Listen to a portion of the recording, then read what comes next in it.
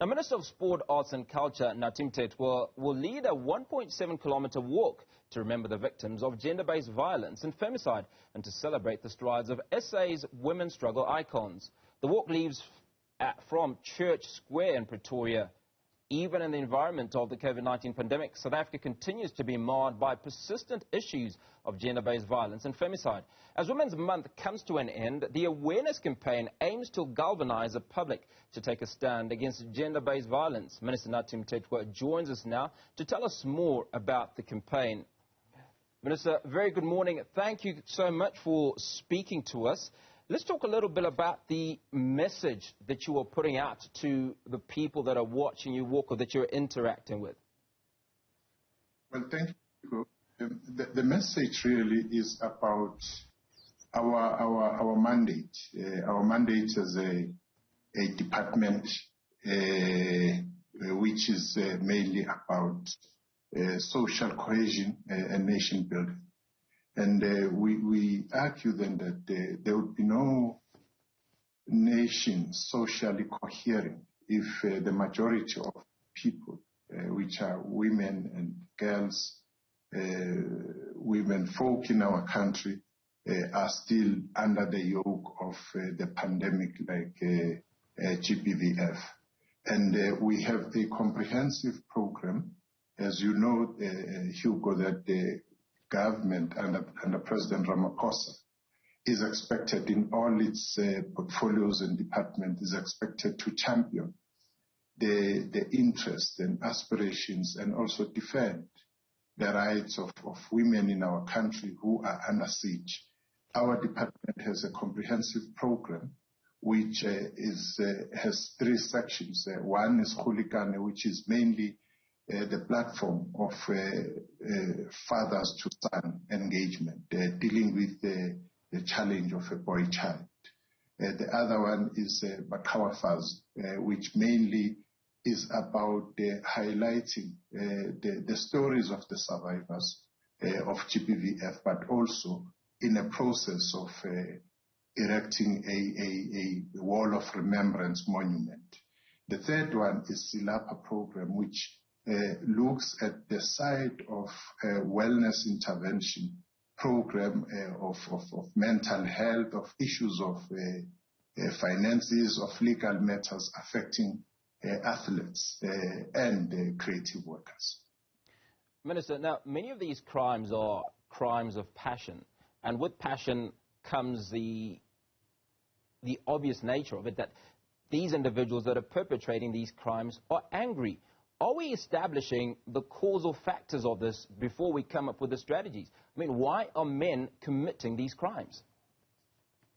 Well, it's exactly as you are saying, that the majority of people who are perpetrators are people who are acquaintances to their would-be victims, as it were. We take time, you know, the aspect of father to son and raising a boy child properly has taught us over a period of time. Many studies have shown that the issue is not really primarily a security matter or security or law enforcement matter. It is a matter of society. It is a matter of drilling down to the family unit and how boys are socialized in our own communities and therefore develop to have particular stereotypes in society. So it's a fundamental issue of patriarchy in society. That is why it would be impossible to get to the bottom of this problem which the society is faced with if you do not place at the center work around men and work around the boy child. Minister, between January and March this year, period of 3 months, 9,500 women were raped. Now that is an astronomical figure. We're carrying out a sponsored walk, if you will. There's a massive disparity between the actions that we are carrying out to try and mitigate and those numbers, I don't believe that a sponsored walk can deal with 9,500 cases of rape in a 3-month period. Yes, no, it's true, Hugo. You can choose to fold your arms and sit down and decide to be an armchair critic generally, or you can do something. The fact of the matter is that the law enforcement agencies in this country are burdened with this problem, whereas issues of how we raise ourselves as a society, issues of moral degeneration in our society, calls upon us to do something. It may be nothing to you or to somebody who's criticizing taking a stand, but it is something to those people, because tomorrow, for instance, the focus is on the survivors. They are the ones who are going to be leading in sharing their perspective and in giving society also tips of what they think should be done together with everybody else. So it's a matter of choice. You choose to sit down and look at the numbers and say, well, highlighting the matter and getting into a process of deepening consciousness amongst our society and the fact that men in particular have to do something, or you just sit down and say, well, you throw your hands in the air and say nothing can be done. I don't think that that's the kind of approach society should take.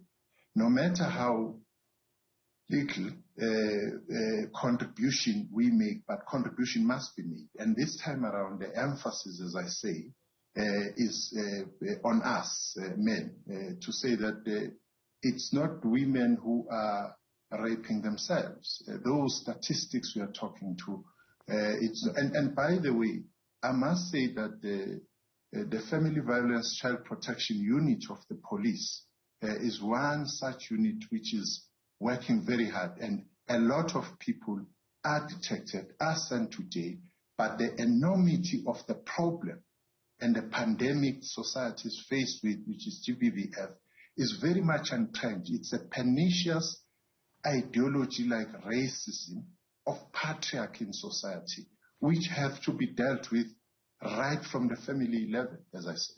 Minister, I'm glad you brought up the issue of racism as an illustration, which speaks largely to what I'm going to say. Now, Nathi Mthethwa said, and I will paraphrase, sport has the power to change the world. It has the power to inspire. It has the power to unite people in a way that little else does. It speaks to youth in a language they understand. Sport can create hope where there was once only despair. Now, sport is your portfolio, Minister.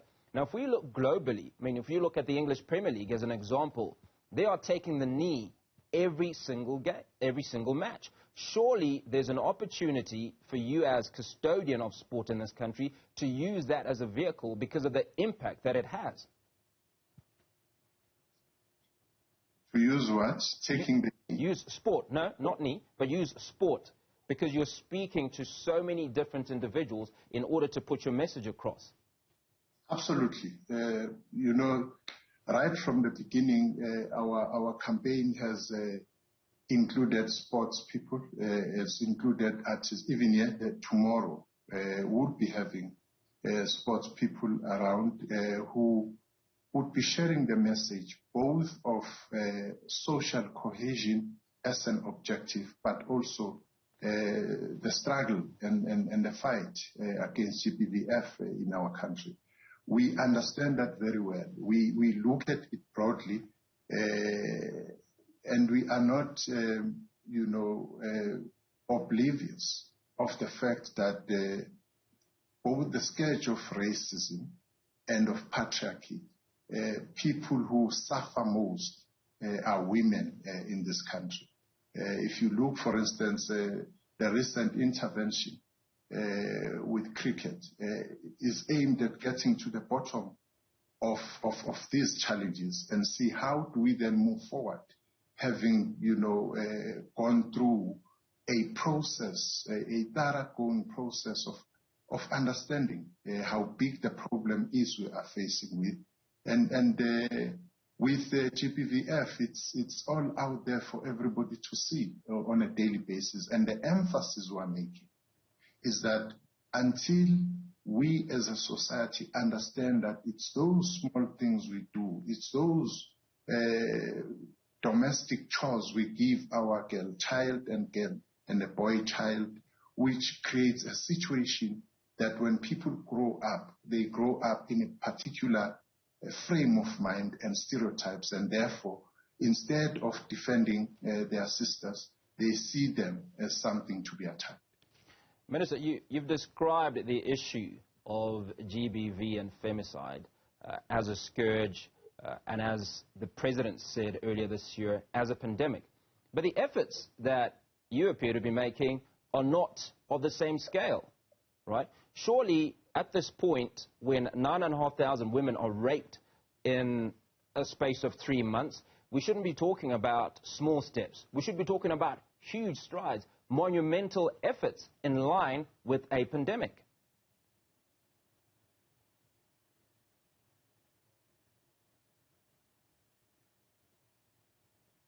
Minister, are you there? Yes, you got cut for a moment. Sorry, I was saying, you've just described the issue of femicide and GBV as a scourge. You've also called it, as the President called it a few months ago, a pandemic. But you talk about making little steps, right? Little steps are not congruent, in my view, with 9,500 women getting raped in 3 months. Surely the efforts should be national at a large scale, right? Now, Eastern Cape's police station, Lusikisiki has received one of the highest number of reports.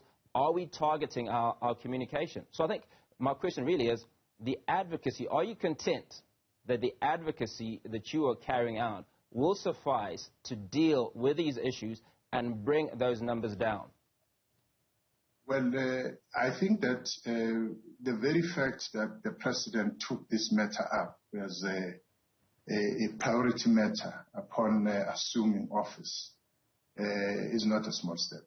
And the fact that over and above that he directed all his departments to make a contribution in the fight against the scourge, I don't see it as a small step. The issue here is that you are dealing with a fundamental issue, unless and until you locate it where it is. On the one hand, law enforcement agencies will continue to do their task, but it's not incumbent on them only to deal, because you see, by the time law enforcement agencies come to the party, it's after the fact. After the fact, because the most important thing is that the awareness programs, the consciousness programs are important, because its aim is to galvanize society, is to mobilize society, and in a way, as a preventative way and means to deal with the problem. But whether or not the cumulative work of different portfolios in government and in private sector is nothing, well, I think that we'll have to hear what more, because the thing is that from a legislative point of view, there are many things which are being thrown around and looked into in the strengthening of the legislature, of the legislation itself, and many other aspects. All what we are saying is that nobody, it's not only government, nobody, we need partnerships here. We need partnerships to get into the core of the problem. I think that there is no kind of step would not be embarking upon as government, as long as it's something which is realizable and which can help. And you yourself, Hugo, you can make your own suggestions here and now, that why can't you do this, and we'll look into that. Well, here's my first suggestion. In fact, it's a repeat of my earlier suggestion, and that's the engagement of sport, not individuals, but teams. You know, if the Proteas, if Bafana Bafana, if Banyana Banyana, if every national team that is out there, in fact, if every domestic team that is out there is carrying a message against GBV and femicide, I think that's an easy step in my view. But what it does is, because there are millions of eyeballs on athletes, on sports stars, every single day, every week that they're playing, that message will spread like fire. No disregard to a sponsored walk that interfaces with 2,000 people, but we have millions of women that are struggling, that are suffering. It breaks my heart to be reading these statistics, Minister. So I think that, for me, is my first suggestion. Well, I think it's a good suggestion, Hugo, and we'll, entertain all other suggestions, because luckily in the country we have a very active sporting fraternity, which take up social campaigns as and when they engage with government. You would know, for instance, that football, cricket, rugby, all the sporting codes, including netball, have recently taken up the challenge of anti-racism campaign, and on this one, there would be no, and in fact, with football, they have already started to raise the matter of GBVF in line with government.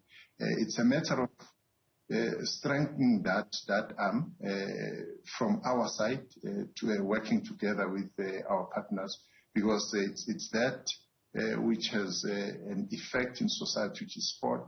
But you also have creative workers themselves who will have an impact in ensuring that the consciousness is raised all the time.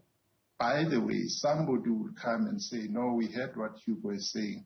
It's a small step. There's nothing small here. I think that every effort should be made to ensure, because you are talking, both of us are talking about what is reported. There are many other cases which are not reported, which go unnoticed, which go spoken about, and therefore it's that depth which we need to enter into, and also take up such suggestions which are made. Now, if we look at COVID and the fact that the President has put in various task force, ministerial task force, and we come back to the issue of GBV and femicide, is there a similar structure between where you and your colleagues, ministerially, interministerially, are having conversations on how you can deal with GBV and femicide, or certainly the messaging against GBV in those areas? Yes, as I said when I started, the President decided that this is so serious a matter that it should reside in his office. And in his office, it's being coordinated there. There's a structure under Dr. Shisana, which is coordinating all the activities, working very much anchored in the presidency, in the Department of Women, Youth and Persons with Disability. So it's at that level. There's no other level it could have been pitched. It's pitched at that level, and of course, it's part of what government departments report on, and their contribution, and getting all of that coordinated at the presidency. All right, Minister, I'm going to shift away from that conversation and go to the Free State, the town of Branford, which has been renamed.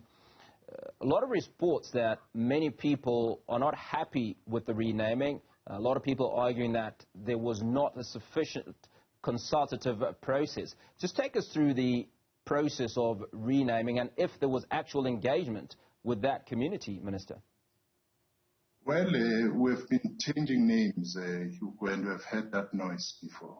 People would come up with all sorts of things, hiding the fundamental fact of resisting change.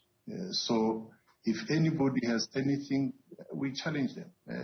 They have courts to go to. They have gone to courts even in the past when we're changing that wrongly named called in the past Grahamstown to Makhanda. Now we follow processes. And in this instance, we've been doing this work where there's been slip. We are quick to say, go back, telling the council, which is responsible for name change. And when the name has changed, we are soldiering on transforming the heritage landscape in our country. We can't have a situation where the historically oppressed majority remains a cultural minority in public spaces. No, we can't.